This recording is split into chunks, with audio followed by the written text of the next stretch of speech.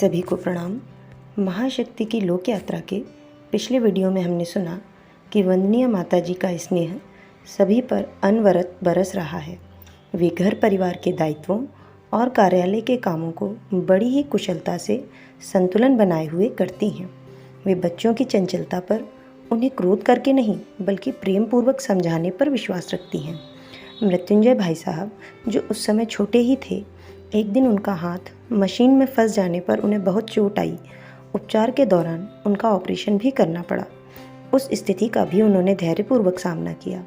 उनके मन में जाति को लेकर ही नहीं बल्कि धर्म को लेकर भी कोई भेदभाव नहीं था। पत्रिका की छपाई का काम करने वाले अब्दुल लतीफ़ के विषय में लोग जब माता जी से कहते कि आप ब्राह्मण हैं, वह मुस्लिम, इस बात का ध्यान रखना चाहिए, तब उन्होंने कहा कि माँ तो माँ होती है। लोगों को समुचित उत्तर देने के लिए उन्होंने अब्दुल लतीफ़ के झूठे बर्तन भी साफ किए। अब आगे। गायत्री तपोभूमि निर्माण की मूल प्रेरणा माता जी के अंतःकरण में अंकुरित हुई। उन्होंने एक दिन प्रातः ध्यान में भाव दशा में देखा कि जगन माता युग शक्ति गायत्री के रूप में एक मंदिर में विद्यमान है। असंख्य जन माता का पूजन अर्चन कर रहे हैं और माता से प्रज्ञा, मेधा व सद्बुद्धि के साथ अपनी कष्ट कठिनाइयों से मुक्ति का वरदान पा रहे हैं। जगदम्बा के इस मंदिर की एक और अन्य खास बात माता जी ने अपने ध्यान में अनुभव की। उन्होंने देखा कि यह मंदिर सामान्य मंदिरों की तरह केवल पूजा अर्चा का स्थान भर नहीं है। यहाँ से लोकहित की अनेकों गतिविधियों का संचालन हो रहा है। सद्ज्ञान की अगणित धाराएं यहाँ से धियो यो नः प्रचोदयात् का संदेश प्रसारित करती हुई भुवन व्याप्त हो रही हैं। यहीं से भगवान महाकाल अपनी युग प्रत्यावर्तन प्रक्रिया का सूत्रपात कर रहे हैं। इस अद्भुत अनुभूति में डूबी हुई माता जी उस दिन साधना से थोड़ी देर में उठी। साधना से उठने पर अपने नित्य नियम के अनुरूप उन्होंने घर और अखंड ज्योति कार्यालय के जरूरी काम निपटाए। इसके बाद परिजनों से आए हुए पत्रों को पढ़ने और उनके उत्तर लिखने का क्रम आया। यह काम परम पूज्य गुरुदेव एवं माताजी मिलकर किया करते थे। इसी बीच कुछ बातें भी हो जाती। उस दिन पत्रों को खोलते हुए माताजी ने अपनी अंतरानुभूति भी गुरुदेव के सामने खोली। माताजी की बातें सुन लेने के बाद परम पूज्य गुरुदेव ने कहा, आज हमें भी साधना के क्षणों में अपने मार्गदर्शक का कुछ ऐसा ही संदेश मिला है। इस संदेश के अनुरूप हमें ऐसा केंद्र स्थापित करना है जहां देश के विभिन्न भागों से अनेकों साधक आकर सच्ची अध्यात्म साधना कर सकें, उन्हें आध्यात्मिक तत्व दर्शन की वास्तविक अनुभूति हो सके, साथ ही उस महत् कार्य का प्रारंभ हो सके जिसके लिए हम लोगों को भगवान ने धरती पर भेजा है। माताजी और गुरुदेव की बातों का सार तत्व एक था। उन्होंने अपनी बातों के अंत में एक दूसरे की ओर देखा और काम में लग गए। लेकिन उस दिन से गायत्री तपोभूमि के निर्माण का संकल्प सक्रिय हो गया। इसके लिए उपयुक्त जमीन देखी जाने लगी। घर में उस समय केवल 6,000 रुपये की पूंजी थी, जिसके आधार पर भूमि खरीदने की बात सोची गई। उस समय मथुरा में किशोरी रमण कॉलेज के साथ जीर्ण अवस्था में एक गायत्री मंदिर था। टीले पर स्थित होने के कारण इसे गायत्री टीला भी कहते थे। इसे लेने की बात जानकारों ने सुझाई, पर बात कुछ जमी नहीं। एक तो वह टीला था, उस पर नीचे से कटाव भी बहुत पड़ रहा था। टीले पर ऊपर जाकर जमीन भी बहुत थोड़ी थी। इन्हीं सब कारणों से इस जमीन को छोड़ना पड़ा। जमीन खरीदने के लिए मंडी रामदास में भी कई जगह प्रयत्न किए गए, पर कहीं ढंग से बात नहीं बनी। महीनों किए गए इन प्रयत्नों के बेकार जाने पर माताजी ने साधना के क्षणों में उपयुक्त भूमि को तलाशने के प्रयत्न शुरू किए। 1-2 दिन के प्रयास में ही उन्हें एक भूमि पर प्रकाश पुंज सा उठता दिखा। इसके आध्यात्मिक स्पंदनों को उन्होंने अपनी अंतर चेतना में अनुभव किया। एक दिन गुरुदेव के साथ घूमने जाते समय उन्होंने यह भूमि प्रत्यक्ष में देखी। यह स्थान मथुरा से लगभग 1 किलोमीटर दूर मथुरा वृंदावन मार्ग पर था। उस समय यहाँ एक कुआं, एक हॉल और एक बरामदा बना था। यह जगह सड़क के बिल्कुल पास थी। उन क्षणों में गुरुदेव से इसकी चर्चा करने पर वह कहीं गहरे में लीन हो गए। कुछ पलों के बाद अपनी इस तल्लीनता से उबरने पर उन्होंने कहा, आप एकदम ठीक कहती हैं। यह जगह पहले कभी महर्षि दुर्वासा की तपोभूमि रही है। अभी भी यहाँ उनकी तपस्या के प्रभाव शेष हैं। यह जमीन सब तरह से अपने कार्य के उपयुक्त है। कभी बाल्यकाल में वे यहाँ आए भी थे।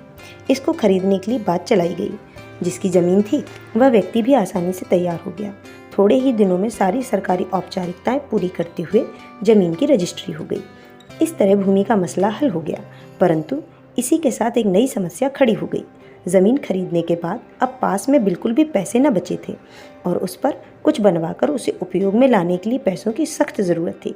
किसी के सामने याचना करना, अपनी आवश्यकताओं को जग जाहिर करना तपोमूर्ति गुरुदेव के नियमों के विरुद्ध था।